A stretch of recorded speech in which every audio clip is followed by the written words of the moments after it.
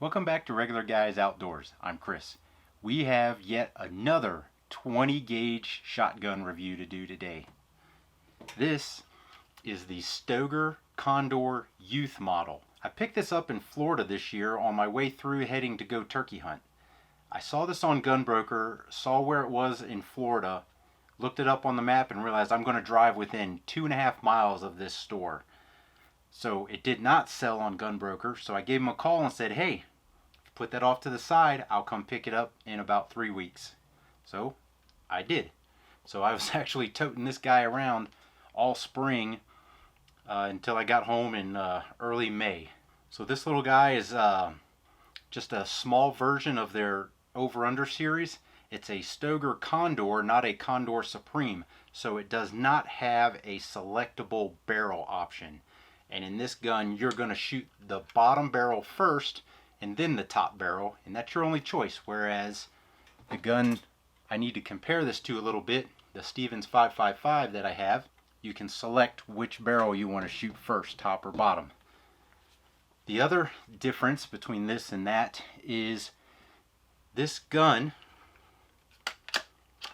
it operates differently in the trigger mechanism. So when you fire this gun, there goes your bottom barrel, but nothing's going to happen yet because there's no recoil, so I can't fire that top barrel. But if there was recoil, you get that gun to go off. If you were to have a dud on your first shot, you can't shoot the second barrel unless you whack the gun. So you would try to shoot your duck or whatever, nothing happens, you'd have to whack the gun and you can shoot your top barrel then. So bottom to top barrel.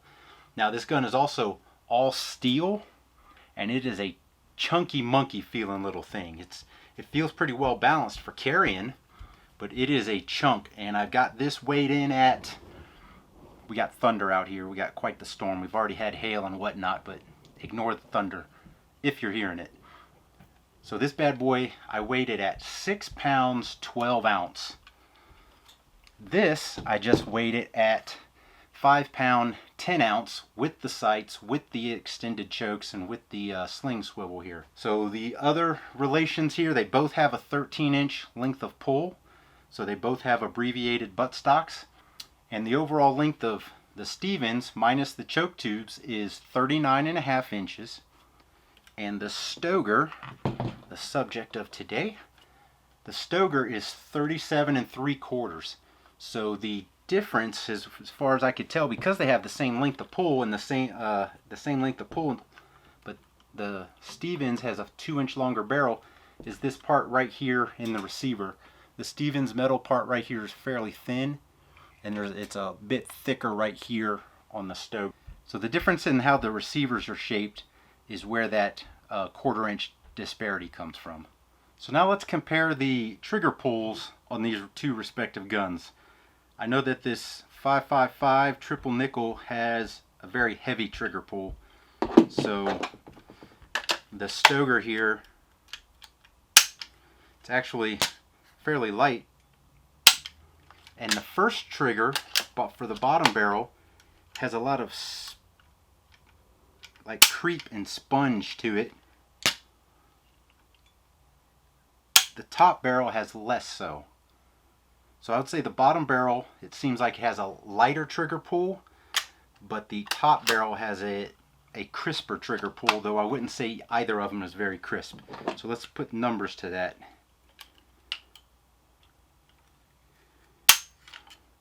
4 pounds on that bottom barrel. I knew it was fairly light.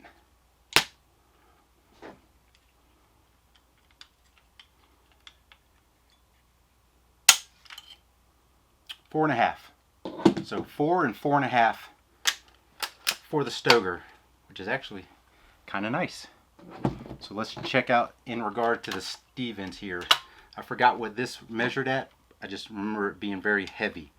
So this is the, we'll do it the same way as that. We'll go with the underbarrel first. Helps if you put it on fire.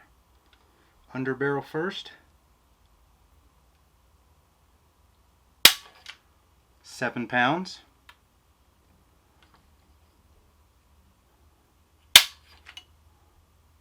7 pounds. 6 7/8.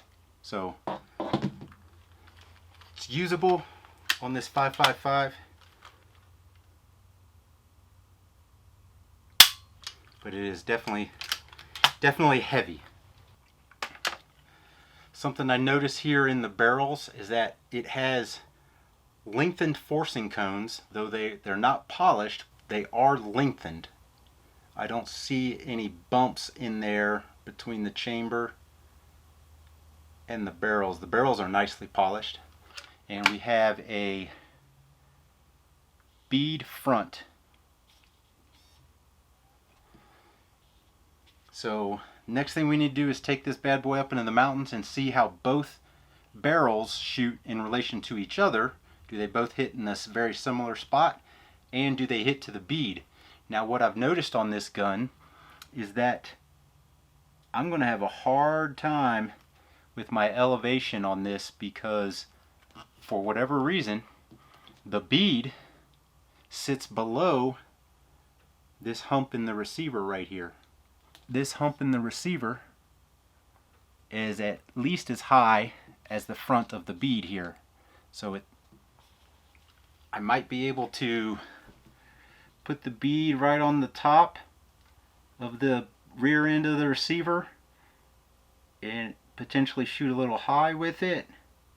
But that should give me a fairly repeatable sight picture, so I can see how the barrels are regulated. So I don't know how that would work out for a wing shooting shotgun, unless the gun kind of shoots, I don't know, low, high, I don't know. But if I bear down on this, I can't look and make that rib flat to the bead because it hides behind this elevated part of the receiver. So I don't know how good of a wing shooting bird or a wing shooting gun this would be. And as far as a youth model doing this for wing shooting, this is a chunky gun that I don't know how a scrawny 10, 12 year old would fare with this gun, because it's pretty heavy. So anyway, we'll see you up in the mountains to shoot this bad boy. One thing I forgot to mention about the Stoeger is that it takes Mossberg chokes. So it takes Mossberg Accu chokes / Winchester Wind choke / Browning Invector, not Invector Plus, not Invector Plus, Invector. So the old Winchester 1300s, 1400s, 1200s, Mossbergs, the old Browning BPSs, those all had the same thread for the choke tubes.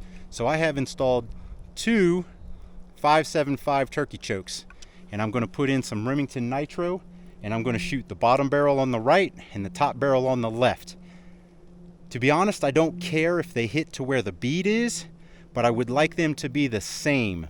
I would like them to hit to the same place, which means the barrels are aligned, because I want the barrels aligned so then I could put on the True Glow sights that I'd normally put on my turkey guns and have at it like that. So fingers crossed, let's see.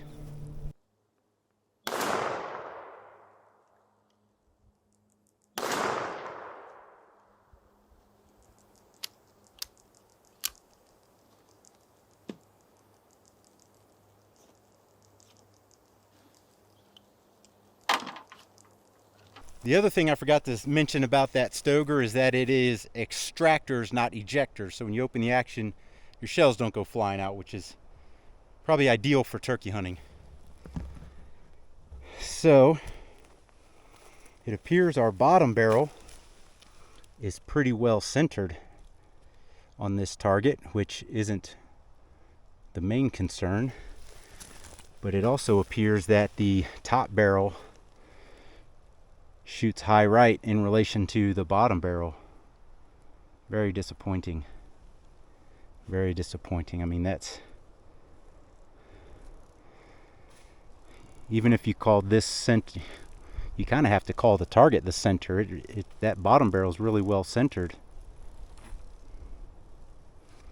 You think you got to call that the center. So I mean, at 27 yards, you're 7, 8 inches difference, 6, 7, 8 inches difference.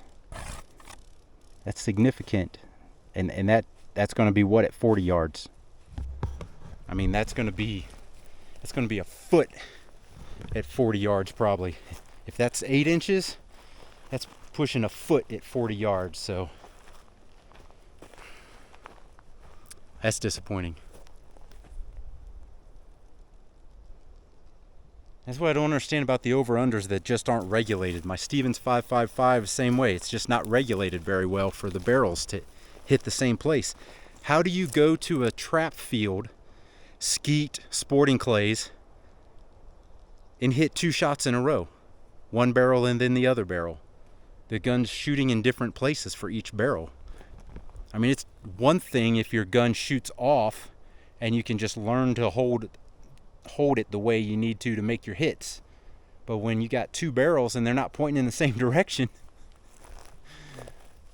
come on, man. I had high hopes for that Stoeger because I've had pretty good luck with 2 of their side-by-sides that I've owned.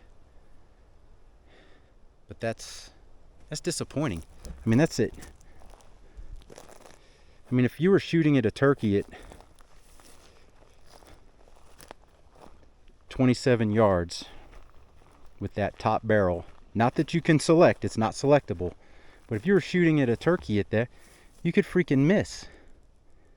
Because your sights are set up, say, for the bottom barrel, you could totally miss the turkey entirely. I think I'm going to try it again with that cheap Federal ammo. See what happens. So we'll do that. All right, we're walking up. Looks like we got the same problem. We've got a pretty well centered pattern over here with the bottom barrel, and we are high with the top barrel. Are you picking that up in this sunlight? I mean, the center of that is like right there. Center of this one's probably right in there.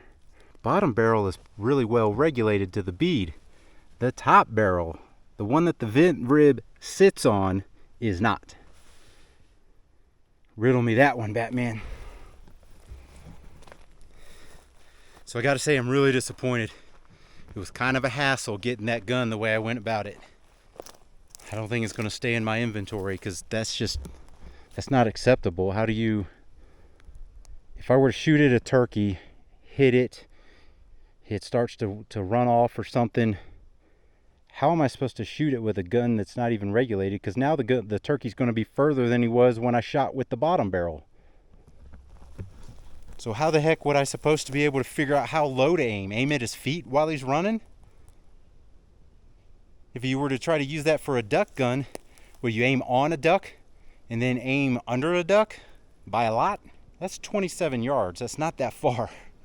And it's freaking at least 6 inches high. At least. I mean, it's so high that the pattern barely touches the target, the black dot. It barely touches the black dot. I think that has one hole in it. So, anyway, pretty disappointed with that. Wasn't the ammo. The chokes are 575s. One's a Trulock, one's a Carlson's. It's a shame. Well, hope you liked this video. If you did, give us that thumbs up. Hit the subscribe button down there, and as always, thanks for watching.